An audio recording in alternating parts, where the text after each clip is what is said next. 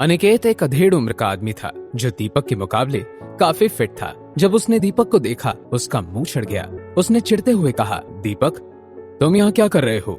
कुछ खास नहीं, बस दो लोग थे जो मुझे परेशान कर रहे थे, बस उन्हीं को सबक सिखाने के लिए आया हूँ। पर आप सब यहाँ क्या चेयरमैन साहब को लेने आए हैं? नहीं, हम यहाँ किसी और को लेने आए हैं। जिन दो लोगों ने मेरे साथ ट्रेन में बदतमीजी की थी उनमें से एक ने मुझसे कहा था कि आप उसे लेने आए हैं। जिन दो लोगों की तुम बात कर रहे हो उनमें से एक ये तो नहीं है ना? उधर अहान शान से खड़ा हुआ मुस्कुरा रहा था। अनिकेत को कांपता हुआ देखकर दीपक के चेहरे की हंसी भी गायब हो गई। जवाब दो मेरी बात का। अनिकेत, ऐसा भी तो हो सकता है कि कंपनी के लोगों से कोई गलती हो गई हो। ये दोनों तो मनाली में काम ढूंढने आए हैं। ये सुनते ही अनिकेत ने दीपक के गाल पर एक कसकर थप्पड़ मारा। उधर अस्मिता कपूर अहान के सामने झुकी हुई थी। ये सब देखकर आलिया बिल्कुल हैरान थी। Young master, sorry for being late. कोई बात नहीं, हम अभी अभी पहुंचे हैं। यंग मास्टर, ये लोग? अस्मिता ने बंटी और उसकी गैंग की तरफ इशारा करते हुए पूछा। अहान के कुछ कहने से पहले ही बंटी उसके सामने घुटने टेक कर उससे माफी मांगने लगा। सर, मुझ पर रहम कीजिए, मेरी बूढ़ी माँ और एक बच्चा भी है, मुझे माफ कर दीजिए सर। हमें यहाँ कोई तमाशा नहीं करना है। Thank you young master, thank you. इतना कहकर बंटी और उसकी गैंग वहाँ से चले गए। उधर दीपक और अनिकेत दोनों घबराए हुए थे। यंग मास्टर, प्लीज मुझे छोड़ दीजिए, मेरी इस गलती को माफ कर दीजिए। अस्मिता मैम, मुझे अपने भाई को इतना आगे नहीं बढ़ने देना चाहिए था। I am sorry. अस्मिता ने कुछ नहीं कहा, बस अहान की तरफ देखने लगी। गेट लॉस्ट फ्रॉम हियर, मुझे कोई तमाशा नहीं करना।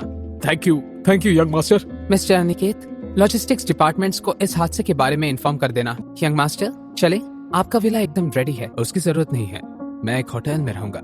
अहान को विकी को बचाना था और चौधरी फैमिली से भी डील करना था, इसलिए उसका लो प्रोफाइल रहना ही बेटर था। सभी वहां से चले गए।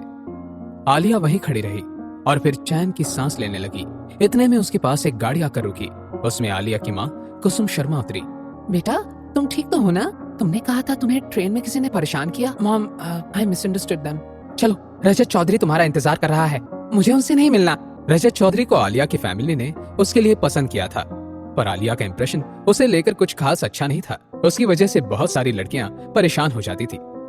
मॉम, वो अच्छा लड़का नहीं है। He is, मैं जानती हूँ तुम क्या कहना चाहती हो। तुम्हारे पापा भी वैसे ही थे, पर वो शादी के बाद बिल्कुल बदल गए। वैसे ही रजत भी बदल जाएगा। अब इस पर आगे बात नहीं होगी। फाइन देन, आलिया ने गिव अप करते हुए कहा। उधर होटल रूम में अहान जल्दी से रेडी हुआ और रॉकी को बुलाया। दोनों ने फिर बिना टाइम वेस्ट किए टैक्सी ली और चौधरी मेंशन की तरफ चले गए। जैसे ही दोनों टैक्सी से उतरे, वहाँ के सिक्योरिटी गार्ड ने कहा, मुझे रजत चौधरी से मिलना है। क्या आप रजत चौधरी को जानते हैं? हाँ, आप मेरी उनसे बात करवा दीजिए, मैं उनसे पूछकर आपको अंदर जाने दूंगा। मेरे पास उनका नंबर नहीं है, पर मैं आपको अंदर नहीं जाने दे सकता। इतना होते ही रॉकी ने गार्ड को जोर से धक्का दिया और उसे गिरा दिया। इतने में अलार्म्स बजना शुरू हुए और बहुत सारे गार्ड्स बैटन्स लेकर वहां पहुंच गए। आहान को कुछ भी करने की जरूरत ही नहीं पड़ी। रॉकी ने उन सबको अकेले ही संभाल लिया था। इतनी हलचल सुनकर अंदर से एक आदमी आया। उसका नाम अजय था और वो चौधरी फैमिली का हेड शेफ था। मैं फिर से पूछ रहा हूँ, रजत चौधरी कहाँ है? वो अभी घर पर नहीं है, काम से बाहर गए हैं। रॉकी, अंदर जाकर देखो, अगर तुम अंदर गए तो चौधरी फैमिली तुम्हें नहीं छोड़ेगी, इसलिए यहीं रुक जाओ, अजय ने चेतावनी देते हुए कहा। आहान उसकी बात को नजरअंदाज करते हुए अंदर जाने लगा। जब उसने गेट को धक्का दिया तब अजय को मजबूरन बीच में आना पड़ा। अंदर मत जाइए, मैं आपको बताता हूँ यंग मास्टर रजत चौधरी कहाँ है। वो शर्मा हाउस गए हैं आलिया शर्मा से मिलने। रॉकी, चलो शर्मा फार्म हाउस चलते हैं। दोनों टैक्सी में बैठकर उसकी तरफ चले गए। जैसे ही वो वहाँ से निकले, अजय ने तुरंत रजत को फोन लगाया। सर, शिमला से कुछ लोग आपको ढूंढते हुए आए थे। इस वक्त रजत शर्मा फैमिली के साथ बैठा था। अजय की घबराई हुई आवाज सुनकर उसे चिढ़ हुई। आ गए वो लोग, तो तुम इतना घबरा क्यों रहे हो? सर, उन्होंने पूरी सिक्योरिटी तहस नहस कर दी और घर में घुसने की कोशिश भी की। अब हम क्या करेंगे सर? मैं पुलिस को फोन करूं? पुलिस? बिल्कुल भी नहीं। क्या तुम चाहते हो कि लोग सोचे कि रजत चौधरी शिमला से आए दो बेवकूफों को संभाल नहीं पाया? मैं उनसे निपट लूंगा। जब अजय ने फोन रखा तब मनोज शर्मा ने रजत से सवाल किया, क्या बात है? सब ठीक है ना? अंकल, आप परेशान मत होइए, बस दो पागल है जो मेरे हाथों मरना चाहते हैं। अगर तुम्हें कोई मदद चाहिए तो तुम मुझे बताना, मेरे पास कुछ ऐसे कॉन्टैक्ट्स हैं जो तुम्हारी मदद करने में बिल्कुल नहीं हिचकिचाएंगे। मनोज शर्मा ने आश्वासन देते हुए कहा। क्या होगा जब रजत और आहान का आमना सामना होगा? आहान को देखकर आलिया कैसे रिएक्ट करेगी? आहान और रॉकी विकी को बचा पाएंगे?